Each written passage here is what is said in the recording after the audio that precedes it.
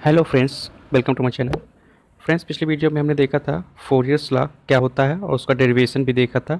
अब इस वीडियो में हम देखेंगे थर्मल रेडिएशन के बारे में। और रेडिएशन में कुछ टर्म आते हैं जैसे ब्लैक बॉडी, ग्रे बॉडी, और ये दो दो नंबर पे डिफिनीशन का एग्जाम में आता है, तो इनको हम डिस्कस करेंगे। थर्मल रेडिएशन क्या होता है? Thermal radiation defined as heat transfer by radiation in which thermal radiation heat transfer by radiation is known as thermal radiation. It is effective to vacuum and also through layer of air. Vacuum मतलब खाली स्थान, किसी खाली स्थान से electromagnetic wave के through या air की जो लेयर्स होती हैं उनके थ्रू हमारा रेडिएशन जो है, रेडिएशन के थ्रू हीट का ट्रांसफ़र जो होता है वो हमको थर्मल रेडिएशन उसको कहते हैं। All solid bodies radiate energy above absolute zero increase with temperature. जो सॉलिड बॉडीज़ होती हैं वो टेम्परेचर बिना बढ़ाए हुए हीट को एब्जॉर्ब कर लेती हैं रेडिएशन के थ्रू। जैसे लोहा वगैरह कोई होता है, वो अगर थोड़ा सा भी हमारा धूप वगैरह निकला है, भले ही लोहा हमारा अंदर रखा है, लेकिन वो उसकी हीट से वो उसको भी हल्का हल्का हीट हो जाएगा रेडिएशन के through. The wavelength of 0.8 to 400 micrometer are under radiation source for thermal radiation. जो थर्मल रेडिएशन के लिए हमारी वेवलेंथ होनी चाहिए वो लगभग 0.8 से 400 माइक्रोमीटर होनी चाहिए। ये हो गया थर्मल रेडिएशन। थर्मल रेडिएशन में सिंपली यही है कि heat transfer by radiation is known as thermal radiation. अब उसमें आप जो बढ़ा के लिख दें। अब आता है ब्लैक बॉडी। ब्लैक बॉडी क्या होता है? तो ब्लैक बॉडी का सिंपल मतलब है अलग, जैसे यहाँ से इलेक्ट्रोमैग्नेटिक वेव्स हैं हमारे क्लाउड से आ रही हैं और ये कोई ब्लैक बॉडी है। तो black body is defined as a body that radiation maximum possible amount of energy at a given temperature.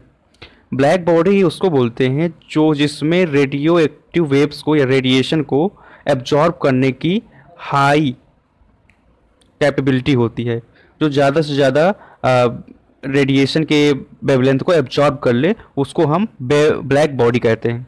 ये हमारा क्लियर हो गया। अब आता है exchange of radiation is based on Stefan Boltzmann law.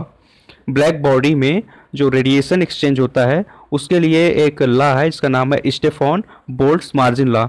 This law state that, इन्होंने बताया, rate of energy emitted by black body is proportional to fourth power of absolute temperature।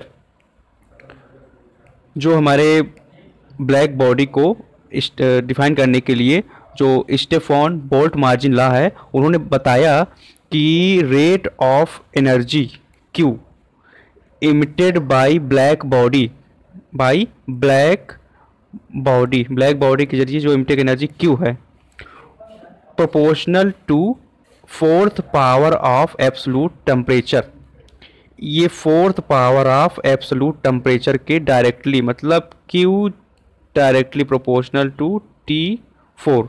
अब ये जब प्रोपोर्शनल को हटाएंगे Q इज इक्वल टू होगा तो हमारा ये BA लग जाएगा, तो BA/T4। ये हमारा हो गया स्टेफन बोल्ट मार्जिन लॉ। इसके लिए ब्लैक बॉडी के रिस्पेक्ट में 2 नंबर पे ये भी आ सकता है कि explain the Stefan Boltzmann law. जहाँ पे क्या है, क्यू क्या है, energy radiation per second, A क्या है, area of radiating surface, T क्या है, absolute temperature of radiating surface, और बी कांस्टेंट। अब आता है ग्रे बॉडी। ब्लैक बॉडी जैसे समझ चुके हैं कि ऐसी बॉडी जो ज़्यादा से ज़्यादा या रेडिएशन को, इलेक्ट्रोमैग्नेटिक वेव्स को या रेडिएशन को एब्जॉर्ब करने की पावर होती है, उससे हम ब्लैक बॉडी कहते हैं।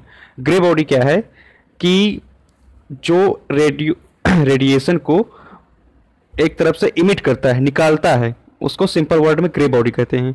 लेकिन जो इसका इमिशन पावर होती है, इसकी इमिशन पावर जो होती है तो ब्लैक बॉडी के एब्जॉर्प्शन पावर से कम होती है।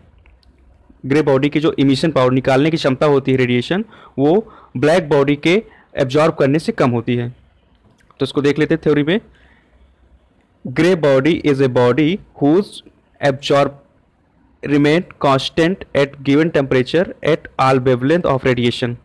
Suppose a small body having surface area A and temperature T2 surrounded by not black body at temperature T.